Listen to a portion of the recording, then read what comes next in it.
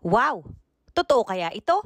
Higanting alimango? Unbelievable! Mukhang nagba-viral ito sa social media. Hindi kaya edit lang ito? Pero napakaraming video na lumalabas ngayon tungkol sa higanting alimango. Parang hindi naman kapanipaniwala. Dito sa Japan, meron din namang higanting alimango. Pero hindi naman ganitong sobrang kalaki. At normally, napakasarap dito. Kinakain. Pero itong lumalabas ngayon sa mga social media na nagba-viral na napakalaki. Sobra. Higanting alimango. Kung totoo ito, nakakatakot naman. May ilang pang mga video at photos na gumagala sa mga hagdan.